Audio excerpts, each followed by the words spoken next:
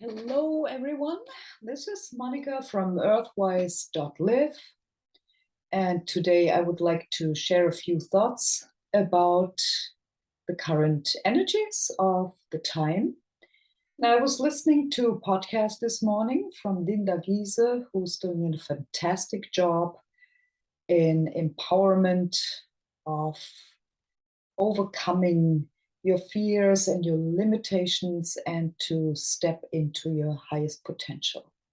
And what I got out of that podcast was really interesting because she took part in a shamanic journey and she was really confronted to dive deep into the so-called Ahrimanic or satanic forces, to be confronted with evil. And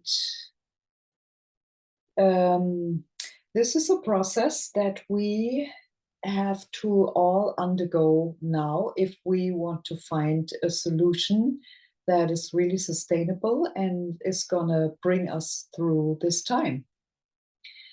There's too much distraction on the events on the outside, and we're constantly looking what other people say, what other people do. And there's a stream of blaming and aggression and fear, and it's all steering up. And the people still look for the outside because they trusted in all these authorities. And now they find out that they have been betrayed and that they have been lied to. And this brings a lot of pain to people. And this is very understandable. There's no judgment. But things will not change if you start to confront and you fight against what's showing up, if you fight against that enemy. Because this enemy that has a grip on humanity, on the world right now, is this Ahrimanic force coming to us in the form of artificial intelligence, coming to us in form of government, in form of structures, illusionary structures, which are not based on any natural or God-given law. So this is all not valid. You don't have to listen to any of this.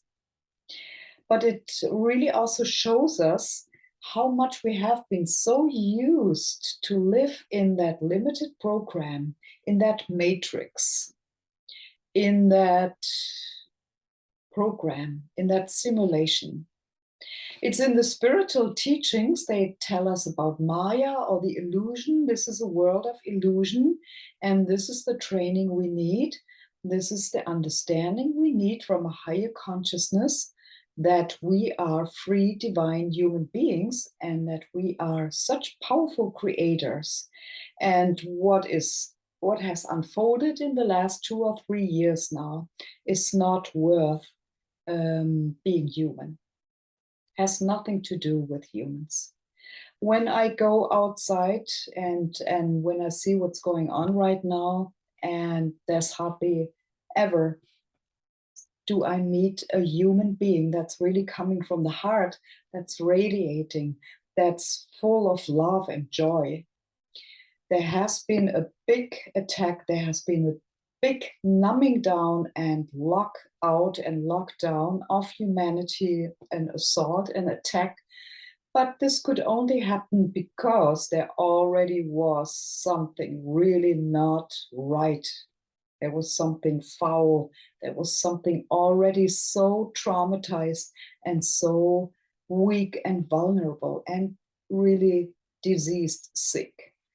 And we have to confront these things. We have to look at these things, but we don't have to over identify with it. We just see what's going on.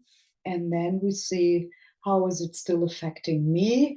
Where do I have my triggers? What is it doing with me? And then you really clear these emotional triggers, these fears, these anxieties you still have.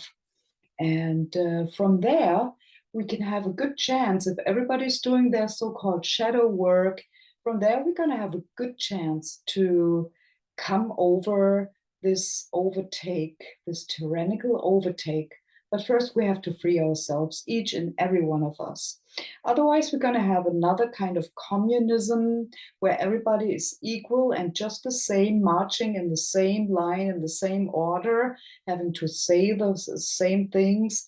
Robots, just blind followers of somebody's call. And this is not what this evolution about humanity is all about.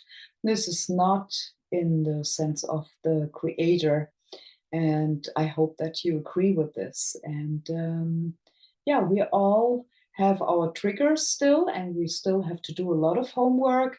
Humanity has still ways to go.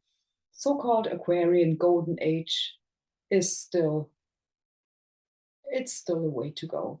There are some people who already, you might have glimpses of how it feels, how to live with that kind of consciousness already. You might create, you might already live with that understanding. But the reality that we find ourselves in, if we have to deal with bureaucracy, if we have to go shopping, if we interact with the world, it is still a challenge. And that's okay too.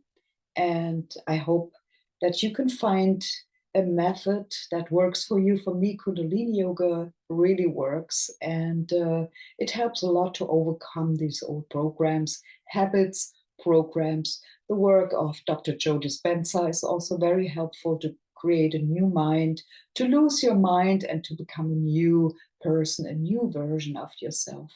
And I wish all of you that you will lose your fear and that you are able to empower yourself to get into your full potential and to live the best version that you can each and every day. Overcome that depression, overcome that darkness, that deep, deep, deep darkness that's all still inside of us. Put a strong ray of light on it and let it all come up, accept it, love it, embrace it. And then in that way, we can change the whole world. From my heart to your heart, I wish you an amazing day, and I wish you fearlessness, courage, strength, freedom, and love. Bye-bye.